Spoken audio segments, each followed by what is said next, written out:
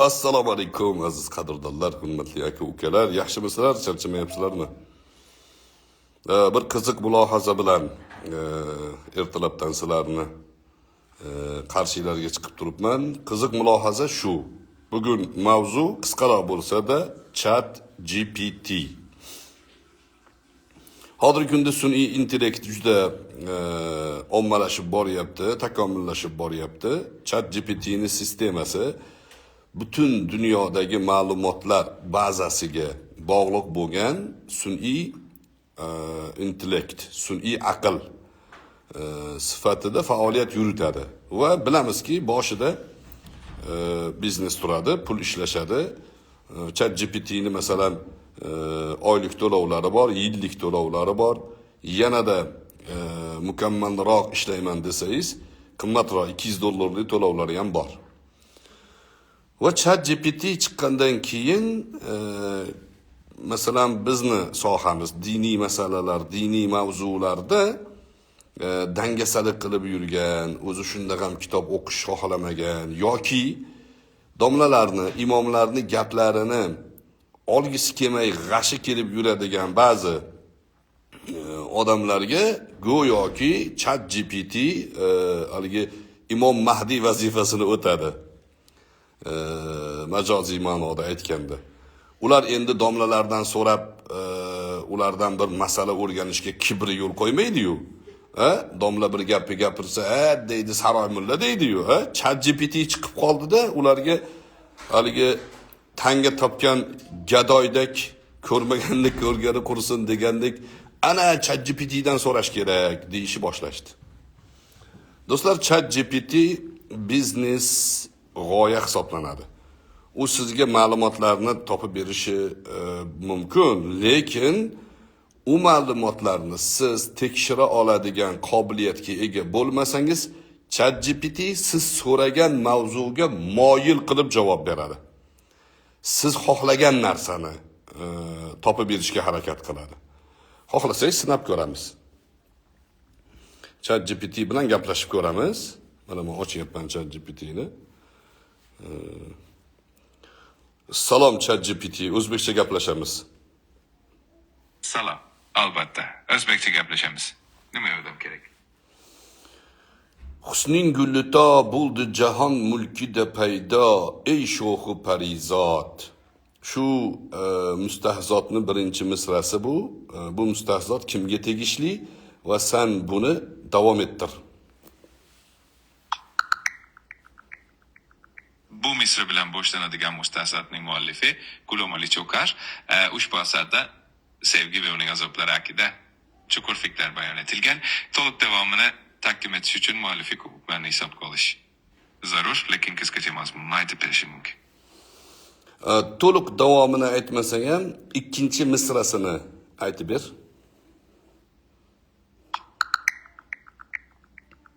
Bu mustahzatning ikkinchi misrasi shunday: sening guli tabuldi jahon mulkida paydo ey sho'xu parizot.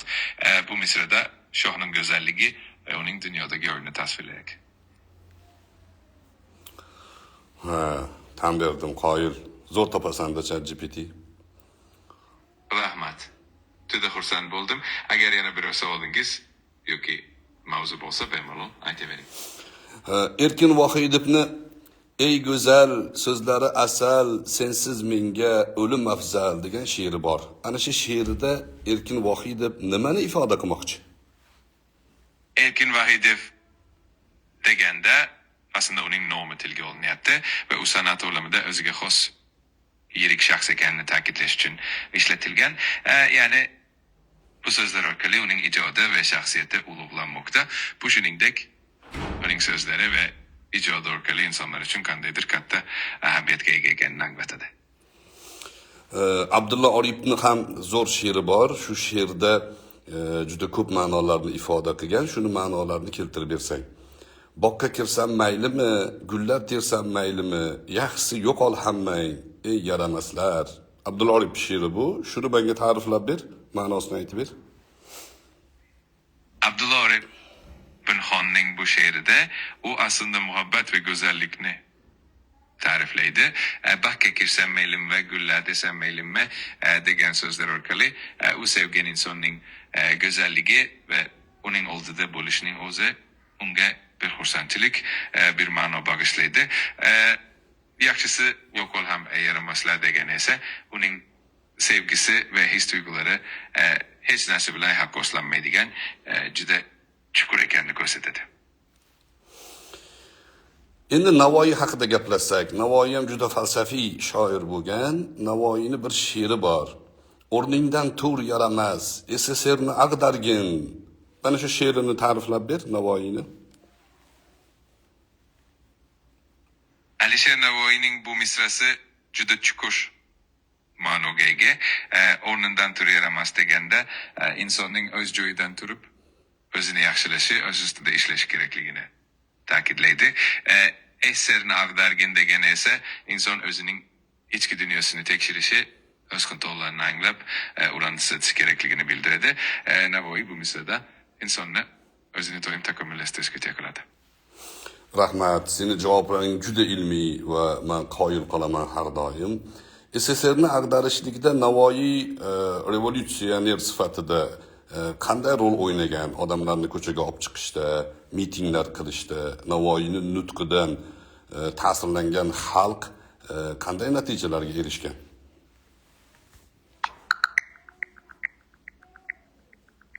Alisher Navoiy o'z asarlarida xalqni adolat, yaxshilik va haqiqat yo'lida rag'batlantirgan, lekin tarixiy manbalarda uning bevosita inqilobchi yoki xalqni ko'chaga chiqaradigan bir lider sifatida faoliyat yuritganiga dair aniq ma'lumotlar yo'q. U asosan ilm-fan, adabiyot va ma'rifat sohasida o'z ta'sirini ko'rsatgan. Shuning uchun uning nutqlari orqali xalqning ruhiy holati va motivatsiyasiga ta'sir etgani haqida gapirish mumkin. Demak, Navoiy haqida, o'sha SSRni ag'darish haqidagi ma'lumotlar ba'zi odamlar, ba'zi tarixchilar tomonidan aytilgan va ular ham ba'zi ma'lumotlarga suyangan xolos, to'g'rimi? Ha, to'g'ri. Ayrim tadqiqotchilar Navoiyning asarlarini va uning falsafasini turlicha talqin qilishadi. Shuning uchun ham bu mavzuda turli nuqtai nazarlar bo'lishi tabiiy. Har doim tarixiy manbalarni va ilmiy tadqiqotlarni e'tiborga olish muhim. Rahmat. Endi Fuzuliyning bir she'ri bor. Shu Fuzuliyning she'rini ta'riflab ma'nosini tahlil qilib bersang, falsafiy ma'nosini. Fuzuliy aytadiki, "Lasciatemi cantare una chitarrano." Shu she'rni aytib ber.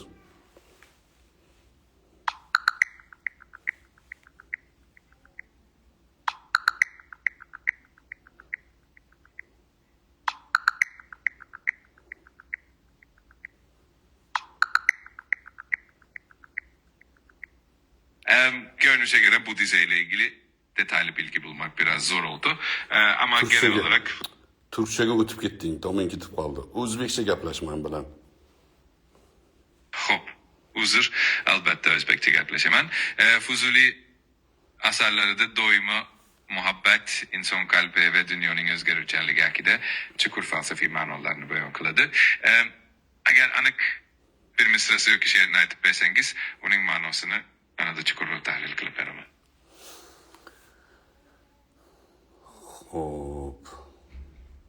Hop. Agar istasangiz, Fuzulining boshqa bir misrasi yoki asari haqida ham gaplashishimiz mumkin.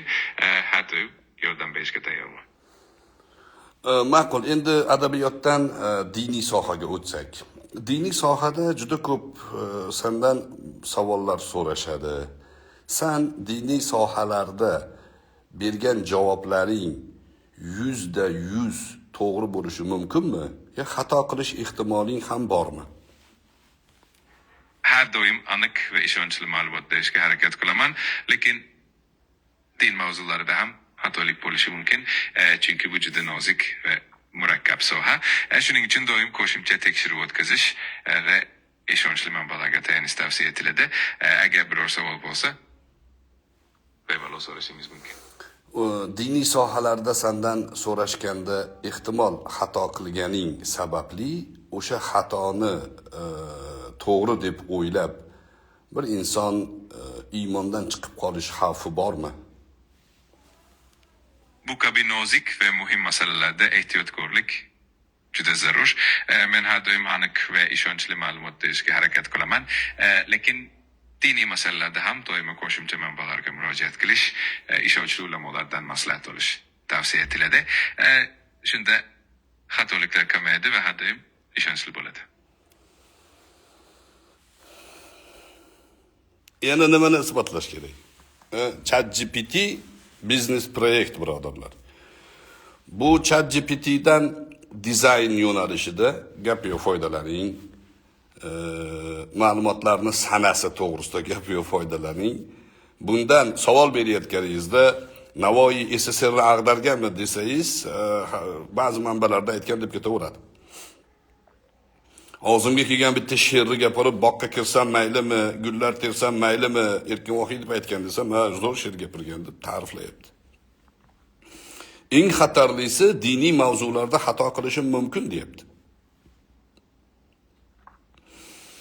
ChatGPT'ni bugungi texnologiyada ya'ni ulkan yutuqlardan biri ekanligini musulmon odam inkor qilmaydi. Lekin domlalarni, imomlarni gapiga g'ashi kelib yurgan ana u Turkiyadagi Garshok Sanjar xo'jaga o'xshaganlar domlalarni qo'y deyapti, ChatGPT'dan so'ra deyapti. Shundan ogohlantirmoqchiman. Ko'p isbotlarim bor. ChatGPT yolg'on gapiradi. Sizni ko'nglingizga qarab, siz bergan savolda nimaga urg'u berish kerak? Sizni doim o'ziga bog'lab turadigan, sizga yoqadigan narsani ya'ni gapirib berish kerak degan strategiya ustiga qurilgan. Nima ahvol? Na bir adabiyotdan to'g'ri gap bor, na bir boshqa diniy sohada o'zi tan olib turibdi. O'shaning uchun do'stlar, ChatGPT'ni foydalanish mumkin bo'lgan jihatlari bor-u, mutaxassis foydalansa, uni qo'lida haqiqiy qurolga aylanadi. Lekin bu Sanjar hojiga o'xshagan yoki mana shu musulmonchilikni, ya'ni din sohasida imomlarni yomon ko'radigan odamlar, mana Asliddin Kamol degan bitta hezalay bor, tashqarida yurgan. Men hezalay deyman ularni. O'zini vatanini chetga chiqib olib, hali ozodlikka borib yomonlab beradi. O'zini oilasida otasi bilan onasini munosabatini qo'shniga chiqib gapirib beradigan hezalak shular. Aslbek Kamol, Asliddin Kamol deganlar. Shu yozyapti. ChatGPT chiqqandan keyin domlalarga ehtiyoj yo'q. ChatGPTdan so'rayverdi deyapti. Buni ChatGPTning ahvoli. Yana qancha kalaka qilishim mumkin? Xohlasanglar buni 1 soat kalaka qilib, birorta ma'lumotini to'g'ri emasligini isbotlab berishim mumkin sizlarga. Xo'p, qisqaroq shuni aytmoqchi edim. Yana nima mulohazalarimiz bor?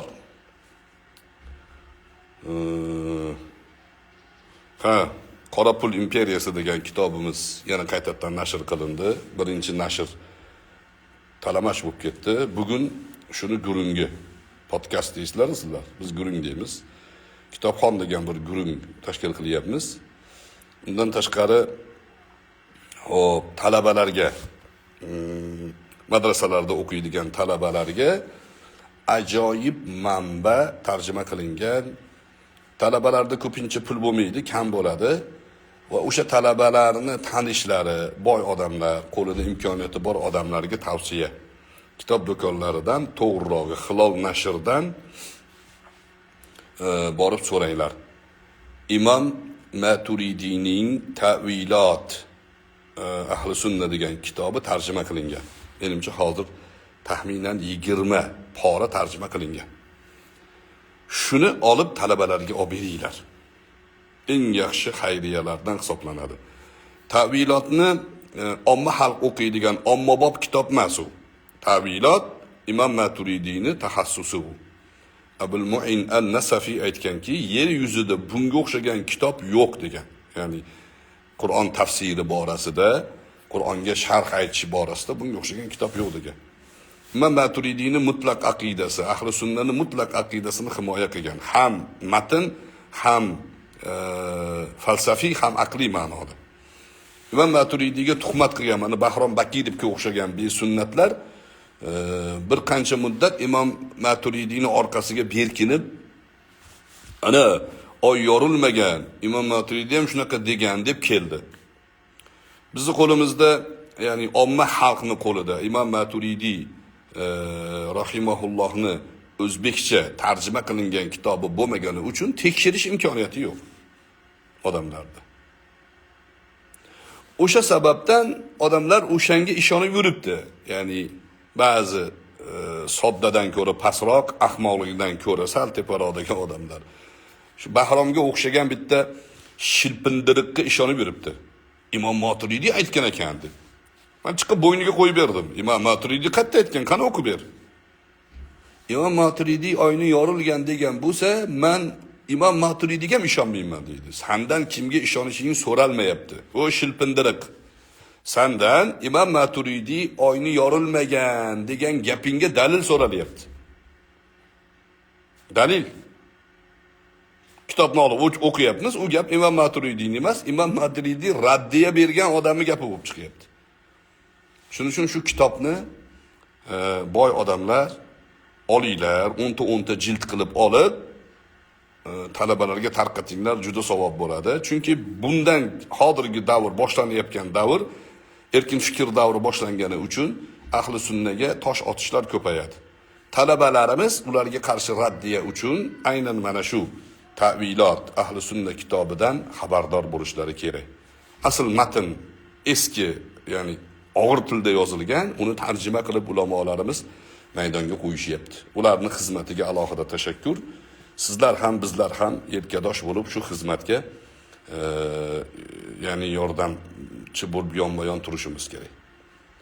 Salomat bo'linglar. Qisqaroq shu edi. ChatGPTning ahvolini ko'rdinglar. Navoiy SSR boqqa kirsam maylimi erkin vohiy deb Lashantami Kantari Fuzuli Damiyangir Abdulloriy bo'lib chiqadi bundan so'rasangiz. Xohlagan narsangizni so'raysiz, xohlaganingizga moslab javob beradi. Ana endi o'sha diniy masalalarda ChatGPTdan ham olsak bo'laveradi degan Asliddin Kamolga o'xshagan hezalaklarga shu videolarni otib qo'yasizlar. O'zinglarni ehtiyot qilinglar. Barchalarga tashakkur. Assalomu alaykum va rahmatullohi va barakatuh.